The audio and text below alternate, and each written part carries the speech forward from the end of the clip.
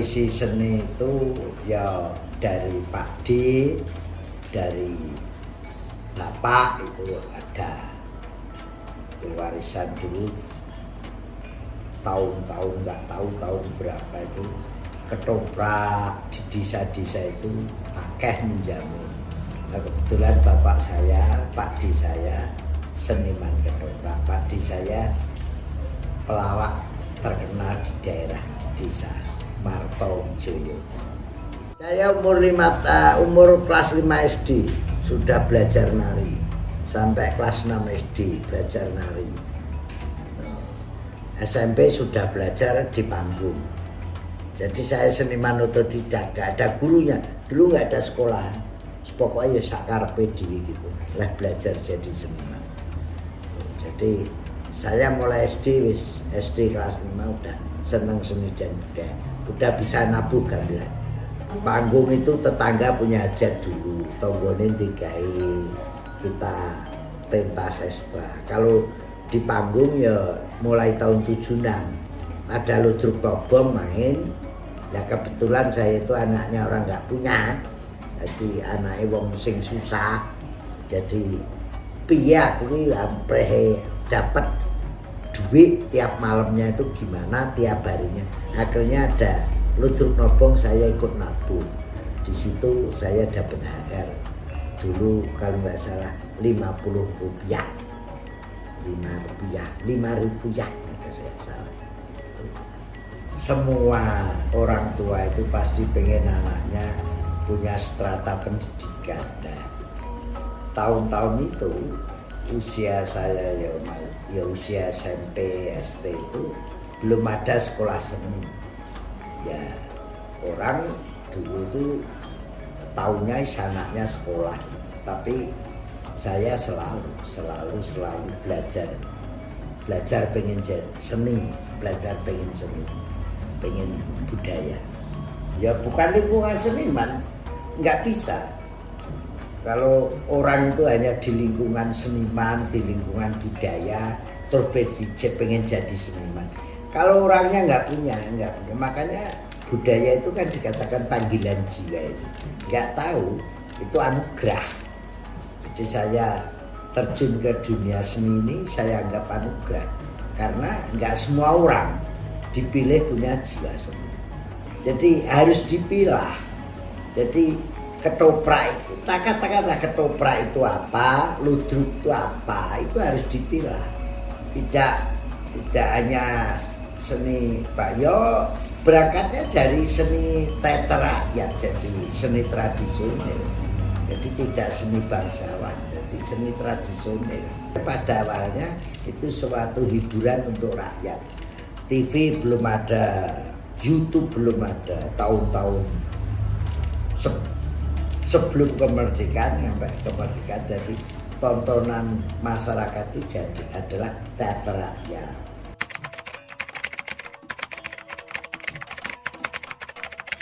Budaya tidak bisa mati. Seni dan budaya itu tidak bisa mati. Kita sebelum modern, Indonesia ini sebelum ada gadget dan sebelum ada era medsos yang begini, era milenial, era netizen, era YouTube, era TikTok, era Facebook, era IG. Di Jepang itu sudah duluan. Apalagi Cina. Cina itu apa saja yang nggak bisa. Namun masyarakatnya, rakyatnya sepakat bahwa tetap pegang budaya. Jadi di Jepang minum teh, budayanya nggak hilang. Drama kabuki semakin mahal. Dengan kemajuan zaman yang hiruk pikuknya dunia alam yang begini, orang pasti kangen dengan budaya, kangen dengan seni dan budaya jati diri, kearifan lokal budaya. Jadi jangan nggak usah bimbang, nggak usah khawatir. Nanti seni budaya di situ masih ada orang Indonesia. Di situ pasti masih mencintai budaya. Contohnya apa Mbah Kirun? Bersih desa sedekah bumi itu sampai sekarang nggak bisa hilang. Orang selamatan itu nggak bisa hilang. Terus anaknya kono, tak anaknya siapa, saya seneng dengan anaknya sana, melamar dan bawa sanggan itu nggak iso hilang. Kita kedatangan tamu, mengasih suguhan tamu itu nggak bisa hilang. Kita di jalan, pundi lek dalemipun naminipun, itu nggak bisa, itu budaya. Jadi jangan hanya toprak ludruk, lah itu nggak akan hilang. Wayang kulit itu sudah ribuan tahun, sampai sekarang semakin laris. Ludruk itu lihat itu, daerah Sidoarjo, Gresik, Mojokerto, Pasuruan sampai itu belum ketoprak daerah padi. Jadi di situ ada orang Jawa, pasti ada budaya. Regenerasi ini disertai juga regenerasi budaya. Saya nggak pesimis kan, justru optimis. Ada orang Jepang datang ke Jogja nikah dengan tukang beca. Itu karena modernnya Jepang dia jenuh, akhirnya nang Indonesia menikmati suasana alam. Itu budaya. Dan semakin orang semakin budaya semakin tetap lestari. Jadi nggak ada pengaruh TikTok, nggak ada pengaruh, tidak. Wayang kulit itu sampai sekarang belel dan bisa menghidupi senimannya.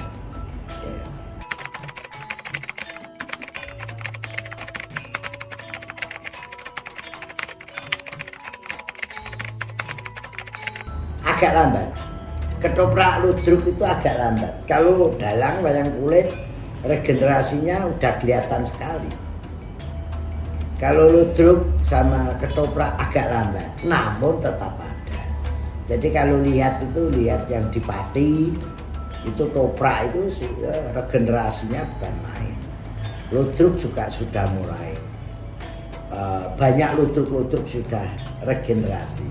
Tapi yang melopori dari Padepokan Seni Kirun. Kalau saya, yang namanya panggung itu saya bener-bener saya lestarikan.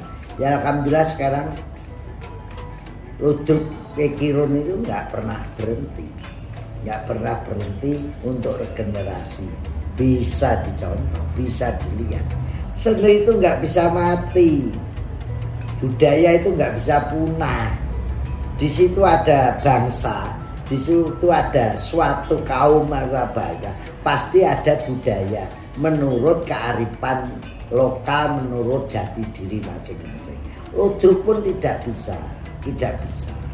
Ya tinggal kita bagaimana merawat seni dan budaya. Merawat seni budaya ini bukan pelaku seninya saja, bukan pelaku seninya, bukan penikmat seninya, tapi yang menghidupi seni ini.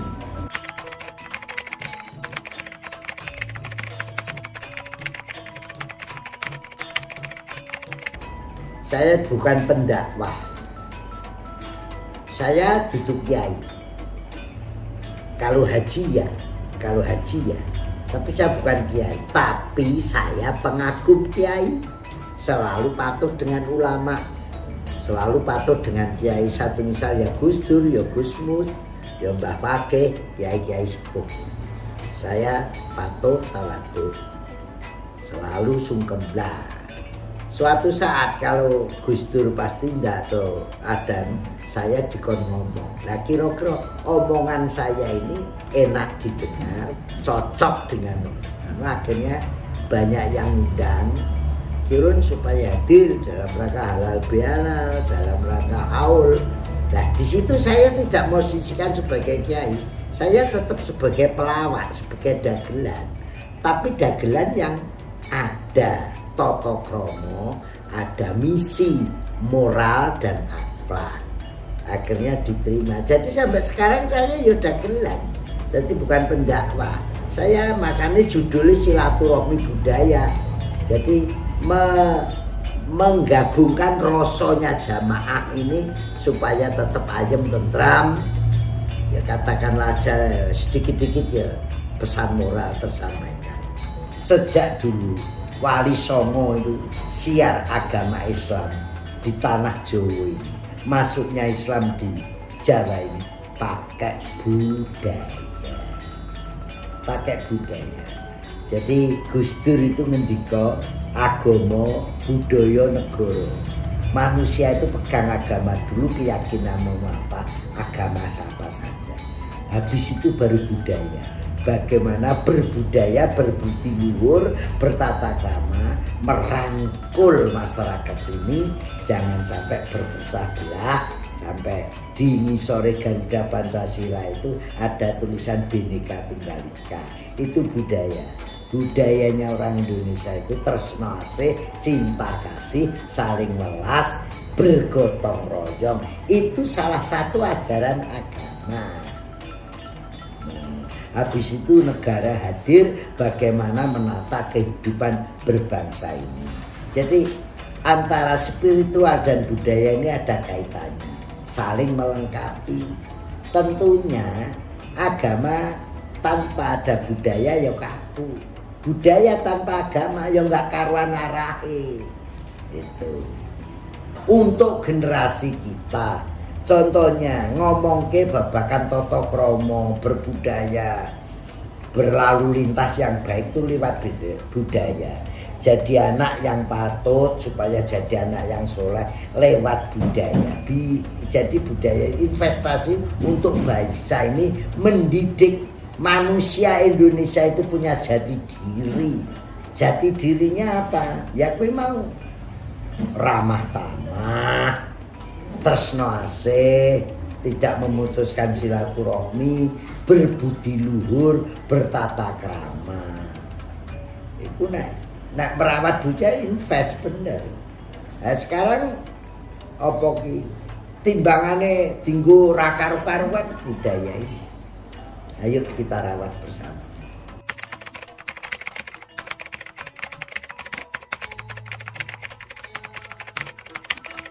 Oke, generasi Indonesia, generasi Nusantara ini tatap ke depan, khususnya seni dan budaya. Berapa provinsi? 370-80 juta penduduk Indonesia. Ini membutuhkan hiburan, membutuhkan jasa seni dan budaya. Semakin majunya zaman, semakin hiruk pikuknya situasi, budaya dibutuhkan. Contohnya saja, Mas Mulyadi nggak ada, yang edisi Litonga nggak ada, muncul Didi Kempot, Dikin Sony Jos, tetap laku dan memberikan kontribusi rezeki pada pribadinya seniman. Setelah Dikin nggak ada, Didi Kempot, muncul Denny Caknan. Tuh lihat generasi, berapa juta, berapa miliar hasil Denny Caknan dari nyanyi. Belum Happy Asmara, muncul dari Madun, Gilga Said. Artinya Bangkit Yuyudono itu di daerah Jogja sekarang. Artinya apa? Kalau Anda benar-benar yakin dengan anugerah, tekun, jangan khawatir. Indonesia membutuhkan generasi budaya. Ini yang jadi seniman hanya berapa? Jadi untuk pasar seni dan budaya, ya ludruk, ya ketoprak, ya campur sari, ya pop Jawa, ya dagelan, ya apa, semakin dibutuhkan orang. Lulus dari Padepokan Seni Kirung di sini dua, seperti jok litik, jok lutuk, komet, dodok, pelok, selindru, Andi TB, Hengki, Percil, Yudo, Selentem, semua dari sini. Sekarang laku kabeh, laris semua. Jadilah seniman yang unggul. Ke depan Indonesia butuhkan generasi, masih banyak peluang untuk kita. Jangan ngejar jadi pegawai negeri, jangan ngejar jadi pengusaha tok. Kejarlah jadi seorang seniman, pasti menjamin kehidupan finansial lahir dan batin.